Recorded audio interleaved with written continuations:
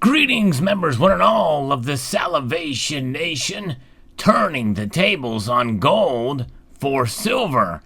Let's explore!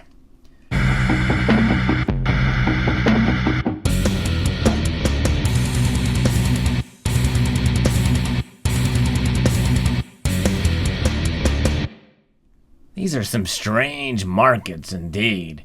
Just yesterday I posted a video about how gold has been holding strong while silver has taken a hit. There's a lot of pressure there. Well, today the tables have turned. Now gold is down and silver is up. Quite interesting indeed. And to see that this movement in the price of gold going down, we're going to talk a little bit about that and then maybe theorize as to why silver went up. And really, the abnormality of the day is that most all the metals were up except for gold and rhodium, but rhodium is in a world all of its own. I'm going to be referencing an article by FX Empire about the price of gold fundamentals, and it's pressured by this strong dollar, stabilizing yields and demand for risk. Gold actually went down, it dipped below $1,800 for part of the day today. And it's times like this when you take advantage and buy. And that's exactly what I did with my second Type 2 Gold American Eagle today at my local coin shop. I actually had to go there on other business. And they had one and had a fairly decent deal on it. So I figured I'd take advantage of the dip. It's not very often one can do that, for sure, when it's kind of recovered a little bit from that. But gold futures are edging lower on Wednesday, pressured by a firmer U.S. dollar ahead of the European Central Bank announcements on Thursday, another rise in U.S. Treasury yields, and increasing demand for riskier assets with U.S. equity markets hovering slightly below record highs. Despite having its gains capped, the market appears to be underpinned by some inflows into safe haven metal due to concerns over a surge COVID-19 cases. And so, there's these fears with a new variant, and what's happening with the weak euro has pushing the U.S. dollar higher, which is going to put pressure on gold. And really should have pressure on silver too, but it's, at least today, seems to be the case. Currency markets still showed signs of risk aversion on Wednesday after global markets were spooked earlier by a week of surging COVID-19 infections, with the safe haven dollar rising to its highest since early April. Strong U.S. dollar tends to reduce foreign demand for dollar-denominated demand gold. The Delta variant coronavirus has replaced inflation as investors' primary source of concern this week, prompting global stocks to drop sharply on Monday, Reuters wrote. And that's psychology, where the unknown part of this variant, 80+% of the cases in the U.S. are this new variant, and now that's scaring people rather than inflation. I think there's probably more fear from inflation, though. There at least should be, because if you've been vaccinated, if you do get it, you're not going to have as serious of a case. In a quiet day for economic data, currency markets are looking ahead to the European Central Bank meeting on Thursday. A dovish tone is expected after the European Central Bank President Christine Lagarde foreshadowed a guidance tweak during the interview last week. A weaker euro tends to weigh on gold prices because it drives the U.S. dollar higher. And the euro is, I think, probably the second strongest currency out there. The ECB announced a new strategy which would allow the bank to tolerate inflation above its 2% target, and Lagarde said policy guidance would be revisited to demonstrate the bank's commitment to new goal. We did see Treasury yields rise, 10-year climbs to 1.23%. U.S. Treasury yields rose on Wednesday morning with the 10-year rate climbing to 1.23%. The yield on the benchmark 10-year Treasury note added 2 basis points, rising to 1.236%. The yield on the 10-year Treasury bond rose 3 basis points to 1.9%. I know there was talk not long ago about it going up to 2% and what that would do to gold. Gold futures rose and Treasury yields sunk at the beginning of the week, with a 10-year rate hitting a 5-month low amid concerns about the rapid spread of the COVID-19 variants and rising inflation. Again, I'm talking about this in terms of how the markets react to the COVID variant and everything that's going on to it. It's not necessarily get in a debate with anybody about the virus. These are how the markets react to it. So separate that as I report on this. And so looking ahead here, what does this mean? Is gold going to continue to drop? It did recover some of its losses today. Gold futures appear listless. The expectations are that this may be the calm before the storm, as we often see a jump in volatility following this type of price action. In fact, the fact that gold and silver have moved in opposite direction kind of bolsters that point.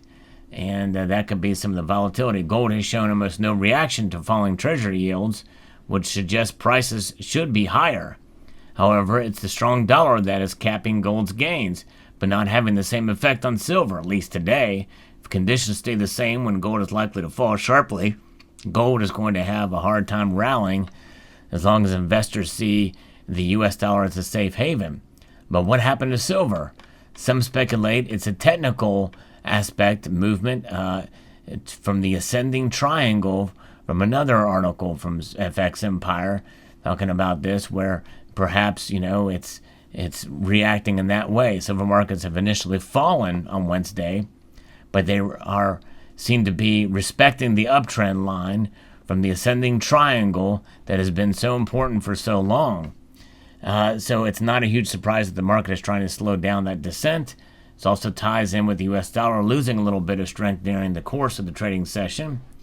And so maybe gold was a little bit late to react to that and stayed low. And although it did recover some, as I mentioned earlier, we're still below the 200-day EMA. It's an indicator that a lot of people will pay close attention to. Therefore, I think it does make sense that we would see it as important. And with that, because of the way gold has kind of delayed that reaction and silver moving more sporadically, we are starting to make sense of this turning of the tables as the trading day has gone, because silver was down a little bit, but it is now up 33 cents, which means that gold tomorrow could actually move in positive territory.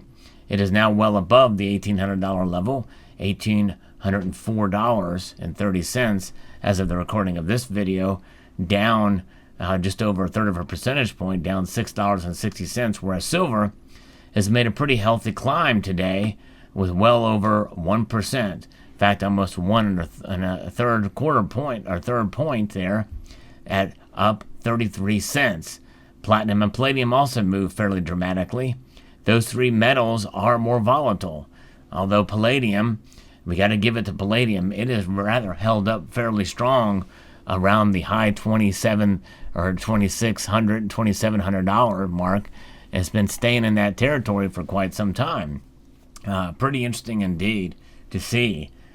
Because of silver's move and knowing the silver was still low, I also got a good deal on this silver metal and bought it. This is a sterling silver, a U.S. metal, not a coin, but as a fine example, got it for a fairly decent price, not much over spot. So I figured it was a good complement to the new Type 2 gold American Eagle here. This is another one to add to the stack from my local coin shop. And so this is the thing, when the prices are low and you can find a good deal, and my local coin shop did say that premiums are going down, and said that we're starting to see some of that across the board. I've heard that now from not only my local coin shop, but also a big and growing up bullion dealer is saying some of the same thing. So for those of you who have not been buying, well, your patience may be paying off. And that's just it. No one should be pressured into buying anything for whatever reason, no matter who says what. You should buy on your own understanding of the markets, and I believe it is a good idea to hold precious metals and to buy when you have the ability to do so, but buy with your own understanding and of the prices and how that price is broken down, understanding where premiums have been in the past, where they potentially could go in the future, and definitely understanding where they are now, so that when you pay for a particular coin or round or bar, you know what you're paying for. You know what you potentially won't get back if you need to sell it the same day, or what you could lose out in the future, or what you could gain in the future. And that is paramount. But nonetheless, here we do see the turning of the tables on gold for silver. Silver has beat gold today in terms of its performance. Now, let's take a look at the gold to silver ratio now. Last reported just yesterday that was well above 72. It is now well below 72, 71.39. But I have a feeling it's not going to stay there long. But we'll see. It'd be nice to see it go below 70 again. So we'll find out as we march ahead through the coming days.